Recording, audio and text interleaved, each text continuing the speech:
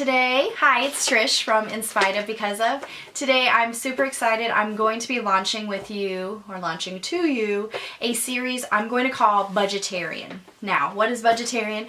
Budgetarian is like being a vegetarian. Vegetarians are into their budget, vegetarians are into their vegetables. So we're going to jump in today with our first series, or first step in the series, which I'm going to talk to you a little bit about how I budget groceries. I know that's a hot topic for every mom and every person out there. I'm going to give you a few ideas of things that I do, and hopefully some of those will catch your fancy in some sort of way, and maybe you'll try them. If not, you can comment down below about how much yours is better and mine's not, and you are more than welcome to do that. So anyway, one of the first things that I want you to think about is where you shop. I have a kind of, I don't know if you'll call it a discount store, I guess you would, here in Kansas. It's called Aldi's. I love it. My husband and I have shopped there for probably the last 7 years or more. And the first time we went, you have to have a quarter for the grocery cart, and then you also have to pay with a debit card or cash. And we had a check the first time, and it was like, oh, they were so kind, and they went ahead and let us write a check. And then after that, we were like, okay, we're big dorks, so we're gonna get on the Aldi's wagon. They do not accept coupons there, because typically their prices are the lowest prices, so you don't need a coupon. We've been very pleased with the quality of things that we have purchased there. So if you have a place that's similar to that near you, then that might be something you want to look at. Before, we would go to our Price Chopper, which is right around the corner, and filling up our cart would be $150 to $200, and we can fill up our cart at Aldi's for about $100. So it is a substantial savings. I would say, just in generalization, we've probably saved 33% more on our total grocery bill per month. So, and that really does add up. So just consider that as you are thinking about where you buy your groceries. The second thing that I have done in the last few months is really be a better meal planner. Really planning out for the month. I know I was just telling somebody at my job today that I plan for the month. They're like, oh, really? They're like, I just try to get through the week, which I used to do as well. But I found that planning for the month made my shopping trips easier. It made the budget more, I don't know, in your face, more realistic. And it just made life less stressful overall, which, I mean, that money can't really buy a less stress and easier life, more time to spend with your family. So here's some just quick tips of what I did.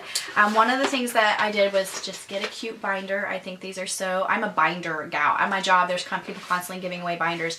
And if I'm walking through the lounge area and there's the free binder, I'm snagging it. So just anyway, something cute like that. Green's kind of a kitchen or food color. So the first thing I did was I sat down and I'm like, okay, should I just print off a calendar and kind of write things in and what I'm going to make? And I kind of did that, and I was like, oh my gosh. And I've been cooking for an entire family since I was 7 years old, so I make plenty of things. But it was almost like writer's block. I sat there and was like, what do I cook? So then I said, I'm scrapping the calendar for right now, and I just made a category of, these are things that I make with chicken, these are foods I make with ground beef or turkey, or quick meals versus these things take me a long time kind of meal. And I went with that, and you have some crossover. Maybe you make chicken tacos, maybe you also make ground turkey tacos, so you're going to have maybe some crossover there, and that's perfectly fine. Once I did that, then I really kind of thought about our weekly schedule. Now, my two children, my son is 3 and he's not quite in sports yet, but he'll probably play soccer this summer. So excited. And my daughter's 9 months, so she's not doing any sports yet. But I do have I work Monday through Friday. My husband works a crazy schedule of a Friday into Saturday, a Saturday into Sunday, and a Sunday into Monday, and he's taking a class, and he's got a clinical thing he does on Thursday nights, and it's just crazy. So it feels like we have kids in sports, even though we don't yet. But anyway, so I went ahead and printed out, this is my February 2015 calendar of what I planned out, and I tried to make it super simple, super easy for my family. So what I did is every Sunday, and I can leave a picture of this in the video as well, but every Sunday we have a crock pot, or Monday we do a crock pot meal. And so I even have on here Sunday, because I make the freezer crock pot meals, and you have to thaw them out 24 hours ahead of time. So I even wrote that as a note on here because I would forget all the time and then it wouldn't even be ready for the crock pot. So got smarter about that. But every Monday we do a crock pot meal. Easy. Monday is the roughest day after the weekend to come home, and that's usually time that I am taking care of the kiddos by myself, so I don't really want to come home and cook. I want to come home and have something ready. Tuesdays and Thursdays, my husband is home with our kids, and then, so he's in charge of dinner, and that can seem kind of scary. My husband is not a cook. He's a wonderful griller. He's not a cook. So I sat down even in my list of things that I make and thought of the easiest of things that he could make so that once I got home, I could just enjoy my time with him and the kids, and I wasn't coming home and barely saying hi and then running to the kitchen, spending an hour doing that, getting them fed, getting them to bed, going back in, having a kitchen to clean up. It's just not the way I want to spend my time. So by having a crock pot meal, come home, I spend time with them, scoop out on a plate what we need, maybe heat up a side. We eat, the cleanup is much easier. I use those crock pot liners and you just throw those away when you're done. Super easy. As I said, Tuesdays and Thursdays are his. So, I have things like soup. Open a couple cans and heat it up and put some bread on, or some butter on some bread. He can do that. Cottage cheese and veggies. I might have the veggies already cut up. We'll put it together. Throw a healthy drink in our Vitamix. Sloppy Joes. He can do that. Turkey burgers. I buy the pre-made Jenny-O or whatever they are. Loaded sweet potatoes. Put them in the microwave. Do a microwave broccoli. We'll put it all on there. Just super easy things that he can do. So Tuesdays and Thursdays are always that. Wednesdays, I will usually cook or have something that's kind of semi-made, and I'll talk a little bit about how I semi-make things. Fridays are always leftovers. After working all week, the last thing that I want to do is come home from work on Friday and cook. It's just blah. I don't want to do it. I'm exhausted. It's like I could go to bed, and when my kids go to bed, 7 o'clock, I could be asleep, no problem. Saturday and Sunday, I usually cook, so that leaves me 3 nights a week to cook.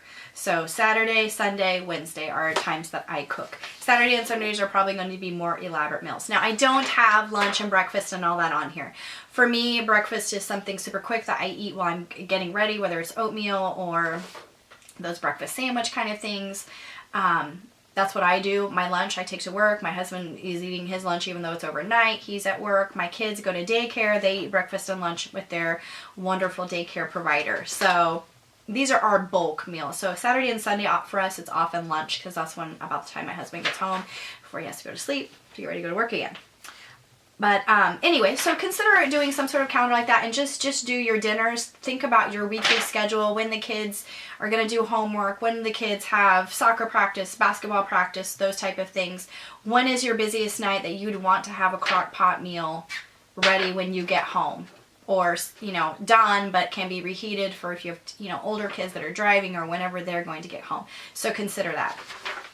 It's really been nice for me, and I keep it on the refrigerator, and it just kind of reminds me, okay, what am I making this week?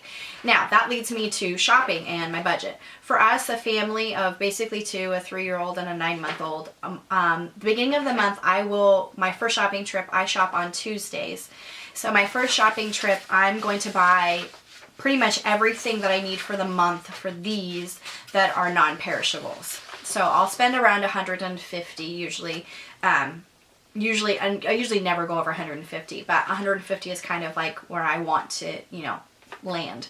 Then the next month, I'm just going to go and grab whatever produce I need for the week. So that first monthly shopping trip, I'm kind of like, it's going to be so many things. But then I also know the next Tuesday, I'm only going to have to buy, a small amount. So it's going to be around $100. And then my next one's around $100. There is usually something that comes up within the trip that needs to be a little over $100, whether it's throwing dog food in or cat litter or whatever. So 500 is typically our budget. And I never really hit 500. Usually it's less, but anyway, that's what we budget for. Now, if you have a larger family or you have teenage kids, yours is probably going to be more, and you can just accept that. Now, we don't typically go out to eat hardly ever. We're not together that much, but our going out to eat is, honey, can you stop and get Subway from around the corner? That's kind of our going out to eat. We typically, don't have a weekly date night, or we're not running the kids out once we get home to a restaurant. Just not my idea of a good time. So that's saving us money there, because if you're doing that weekly, then you're spending, I mean, you got to factor that into your food budget. Now, another really cool thing that I think it's cool that I've done is with my main shopping trip being at Aldi's, I've made this spreadsheet. Now, this is not an Aldi's spreadsheet that's going to tell you everything they sell at Aldi's. I'm sure that's on the internet somewhere if you want to find it. But what I've done is I've made a list of things that I often buy at Aldi's, or I know I'm going to buy at Aldi's. So, and I actually kind of set it up by aisle. So this is the first aisle when you walk in, and the items can be on the left or the right. Then this next little section is kind of the tea part of like the dairy kind of area. Then I've got produce all the way down through your rice and those type of things. When you turn the corner after that, you have cat litter and your cat food, freezer bags, trash bags, all those type of things. Then you have the other section of the produce, bananas, apples, lemons, limes, your meat area. Then you kind of have your deli area, your lunch meat and your sliced cheese. Then you're going to have, sorry, I have a little bit of cold. Your frozen meats, your frozen vegetables, your kind of breakfast frozen fruit, and then your bread area. And then I just kind of highlight for the week what we need, and I have a little, I have enough space out too, like if I need, 5 of these or whatever, then I do that. And it's really good too. I like that I have things like cinnamon or salt grinder or barbecue sauce. I mean, those are things that I don't buy every week, but it's nice for me to run down the list and say, oh, honey, are we low on honey? And then I can go check. Or I keep this, I print it out like for the month, and then I will print it or have it on the refrigerator, and I just highlight it as I go. So that's another great tip. So some things to think about. Consider where you shop. Consider making a monthly dinner plan, and consider having a spreadsheet or something like that, and then kind of gauge, okay, this is how much we spent. When you look back over your grocery list, look at it. Are these things that we should have bought, things we shouldn't have bought? I'm trying to get more into the organic kind of thing, so that's taking me a little bit or it's it's dragging my budget up a little bit, so then I might be cutting out some other things. So just some things to consider. I know I said that, consider this, but I love coming on YouTube and seeing, what people buy and how much they spend and what they budget. We do try to eat healthy. We do eat a lot of fruit. We do try to, eat a lot of vegetables. That was kind of my New Year's plan, whatever I'm eating, to also have a big, if it's a slice of pizza, the other half of my plate needs to be vegetables. And I've done pretty good with that, so I'm pleased. But anyway, consider these things again, and let me know if you like these ideas, if you want to see my crock pot freezer meals, if you want to see any of the other quick fix meals, those type of things. Let me know in the comments below, and I would be so happy to shoot more videos and share more about my grocery budget, or if you have questions. So my next budget video will be on shopping at Target and things you should purchase there and how you can get them for the cheapest price. So join me next time for that. I hope you have a great weekend. It's going to be rainy and icy and snowy here, but we're just staying home, and so I'm going to enjoy how beautiful it is from the inside. So have a great weekend.